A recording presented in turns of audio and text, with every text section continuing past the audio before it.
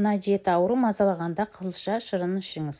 Қызылша шырынның емдік қасиеті орасан, ал дайындау 5-ақ минут қажет етеді. Нәтижесінде тұла бойыңыз билеген аурудан әп-сәтте айығасыз. Ангинаны емдейді. Тамақ ауруларының кез келген түріне қызылша шырыны ем болады. Ішсеңіз ағзаға, ішекке, бауыр бүйрекке, несеп жолдарына ем. Тамақ ауырып, жөтел ауырғанда, асқынғанда еш ойланбай қызылша шырынымен тамағыңызды шаясыз. Ал мұрын бітеліп, гайморит мазалағанда қызылша шырын 5-6 тамшы тамызасыз.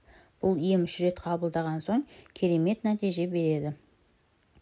Ал баспаны емдеу үшін 1 дана шикі қызылшаның қабығын тазартып, үккіштен өткізесіз. 1 стакан езілген қызылшаға 1 ас қасық алма сірке суын араластырып тұндырып қойыңыз. Шамамен 30-40 минуттан соң тұнбаны қабатталған дәкенің көмегімен сығып алыңыз.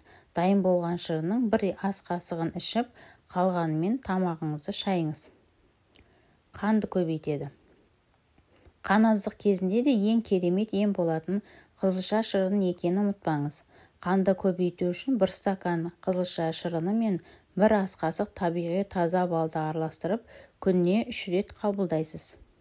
Егер қызылшаға сәбіз бен қара тұрыптың шырынын араластырып ішсеңіз, онда қаныңыз көбейіп, теріңіз тегістеліп, бетіңіз жылтырап шыға келеді, әрі қуатыңыз да артады. Миды жақсартады. Жас ұлғайған сайын адамның миы шаршап, өзінің жұмысын қалыпты жүргізе алмайды екен. Осы кезде есте сақтау қабілетін нашарлауы, ұмытшақты секілді жайсыздықтар пайда болады. Ал мұның алдын алғыңыз келсе, қызылша шырынның көмегіне жүгініңіз. Егер күніне 1 стакан дайындалған балғын қызылша шырынын ішсеңіз, онда ми жақсарып, жұмысы жақсарады. Әсіресе қан қысымы тұрақсыз жандарға таптырмайтын ем көрінеді. 1 стакан қызылша шырыны қан қысымын қалыпты ұстап, көңіл күйді көтереді. Егер біз ұсынған емді үзбей қабылдасаңыз, оң нәтиже 6 айдың ішінде анық байқайсыз. Бауырдың жұмысын жеңілдетеді. Егер күніне 3 рет қызылша шырынын ішсеңіз, бауыр жұмысын біржолата құтыласыз. Ал қалай ішу керектігін назарларыңызға салыңыз. Ем үшін күніне 1-3 стакан қызылша шырынын ішесіз, оған қоса 100 грамм шикі қызылшаны үккіштен өткізіп жейсіз. Қызылшаның құрамындағы бетаин заты бауырдың жұмысын жеңілдетеді, сонымен қатар өт жолдарын, асқазан ауруларына және сары ауруға керемет ем болады. Бұлшық етті қалпына келтіреді. Қызылша шырыны бұлшық еттің ауруын басады, әрі қатайтады. Спортпен айналысатындарға күніне кем дегенде 200 грамм балғын қызылша шырыны ішуге кеңес береміз. Физикалық жаттығу, үздіксіз қозғалыс, ауыр зат бұлшық етке салмақ салады.